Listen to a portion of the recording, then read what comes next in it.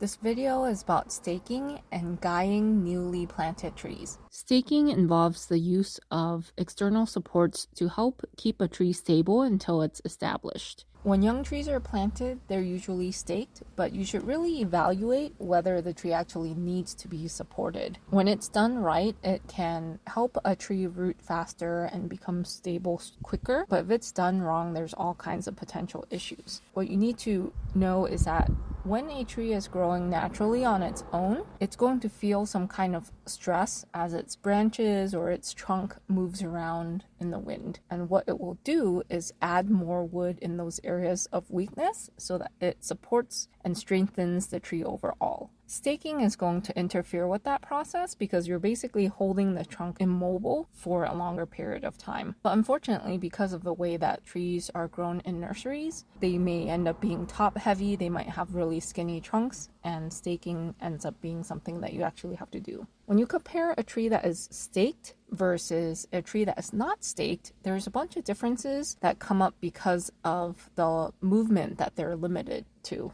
A staked tree will be taller. That's not necessarily a good thing because it's not using those resources to build up a trunk that is well tapered. It tends to be skinnier and it doesn't have as much taper or width at the bottom of the tree. It will have more taper at the tie-in point because that's where the tree is able to move a lot more compared to the lower trunk. Since the tree is limited in how much it can move, the canopy, which is usually the densest, heaviest part, also creates more wind resistance. If the staking is also done improperly, then the branches and the trunk might be rubbing against the stakes, and that can create injuries. So let's now assume that you determined that the tree actually needs to be staked. There's 3 categories of staking. The first category of staking is protective because you're trying to protect the tree from things that might damage it. So let's say a lawnmower, other equipment.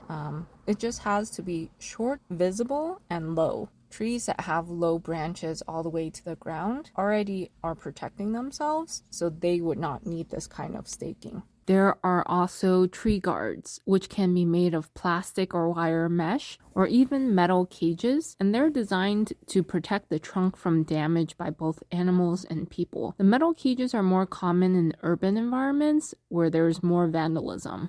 The next category is anchor staking, and these would be used in situations where the root ball needs to be supported, but not necessarily the trunk. If the site is really windy or the soils are really moist, then that root ball is more likely to shift in the ground and it will break off the new roots that are trying to root into the native soil. The stakes here can also be short, but they do have to allow for movement. An example would be similar to the protective staking. You can have short stakes that are placed outside the root ball, and you have ties coming to the trunk, which prevents excessive movement.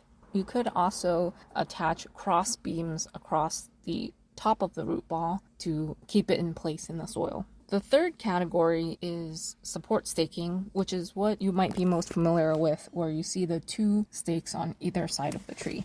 This type of staking is needed when the trunks are weak and they can't stand up on their own. This is most likely going to be needed for trees that have been pruned to more of a lollipop shape with all the lower branches removed, and the trunks are really skinny and you just have all of the foliage at the top. Movement is what's needed to make the trunk strong. If there's a nursery stake flush to the trunk, it has to be removed first. So you want to have the tie as low as possible. The stakes should be outside the root ball of the tree. At the height that you identified that the tree needs support, put 1 level of ties. It's best if you have 1 tie coming off of each stake. And these ties should be soft and wide as much as possible, just so that it doesn't rub and girdle the tree. You want the ties to be loose enough to allow the trunk to move, but not so much that it might snap. Once you are done, the stake should be cut down so that it's close to the height of that tie, because you don't want the canopy to be moving around and rubbing across the top of that stake. In situations where you have very high wind coming from a certain direction, then you want the line of the stakes and the tie to be perpendicular to that that direction. So if it's coming from the west, then you want your stakes and ties to run north-south. That way the tree can start getting used to the wind coming from that direction. Plan to review the stakes in a year and see if the tree still needs it. The issue is that stakes are often left on for a very long amount of time, and those ties can start to girdle the trunk.